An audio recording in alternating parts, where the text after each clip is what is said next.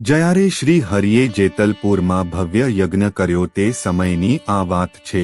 ગામો ગામથી હરિભક્તોના સંઘ દર્શને આવતા હતા। આખાએ જેતલપુરના લોકો તન મન અને ધનથી સેવા કરીને પોતાના જીવનને ધન્ય કરી રહ્યા હતા। સ્વયં શ્રી હરિ પણ બધાની વચ્ચે સેવાના અખાડામાં જઈને સૌને કૃતાર્થ કરતા હતા। પ્રભુએ સર્વેને સેવાનો સમાન હક આપ્યો હતો અને તેમાં એક નામ હતું નાથીબાઈનું। નાથીબાઈ જેતલપુરની ગણિકા હતી। જ્યારે શ્રી હરિ સર્વેને સેવા સોંપી રહ્યા હતા ત્યારે નાથીબાઈએ પણ સેવા આપવાનો આગ્રહ કર્યો। નાથીબાઈએ પ્રભુને કહ્યું કે હે મહારાજ, આપ તો અધમ ઉદાહરણ અને પતિત પાવન છો। મારા જેવી પાપી નારીને પણ સેવા આપીને ધન્ય કરો। શ્રીજી મહારાજે કહ્યું, ભલે નાથીબાઈ, મારા કાર્ય અને સેવામાં સર્વેનો સમાન હક છે, તેમાં કોઈ ભેદભાવ નથી। તમને પણ હું સેવાનું કાર્ય આપું છું। તેમ કહીને શ્રીહરિએ નાથીબાઈને ઘઉં દળવાનો ટોપલો અપાવ્યો।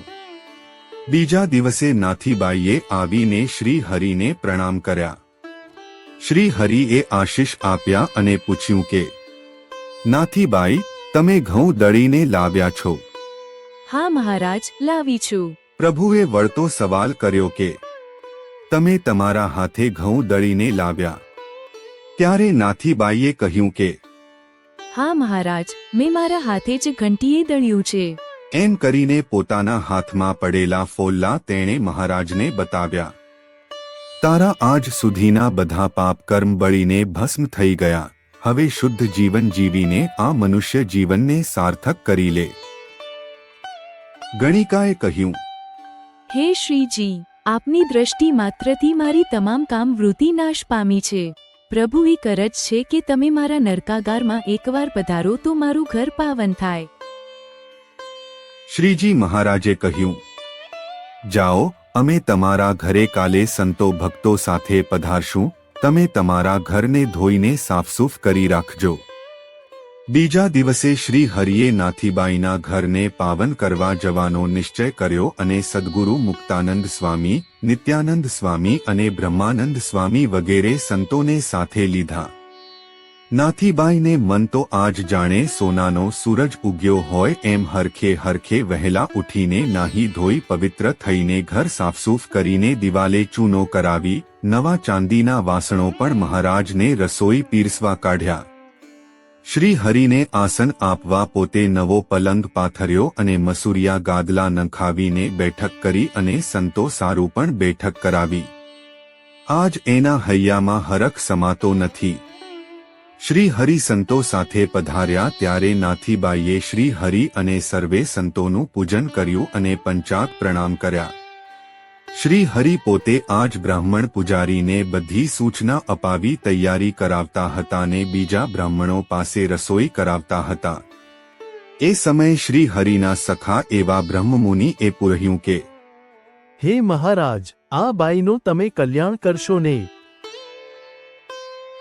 ત્યારે મહારાજ કહે, હા, આમનું કલ્યાણ અમે તમારા જેવું જ કરીશું। સ્વામીને આશ્ચર્ય થયું અને પૂછ્યું, હે મહારાજ, આજ એનું કંઈક પુણ્ય પાક્યું હશે ને? શ્રીજી મહારાજે કહ્યું, સ્વામી, તમે એમના બાહ્ય દેહને જુઓ છો પણ અમે એના અંતરના ભાવને જાણીએ છીએ। આ સાંભળતા તો બ્રહ્મમુનિની આંખો ભીની થઈ ગઈ। એમને થયું કે આ બાઈએ આજ પશ્ચાતાપરૂપી આંસુઓથી શ્રી હરિને રાજી કરીને પોતાનું કાજ સફળ કરી લીધું।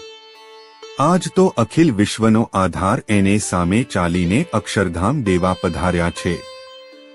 શ્રી હરિ એના આવાસમાં બધે ફર્યા। જેમ કુબજાને ઘેર શ્રીકૃષ્ણ પધાર્યાને પાવન કરી એ જ સમો આજ ફરીને જેતલપુરમાં થયો છે।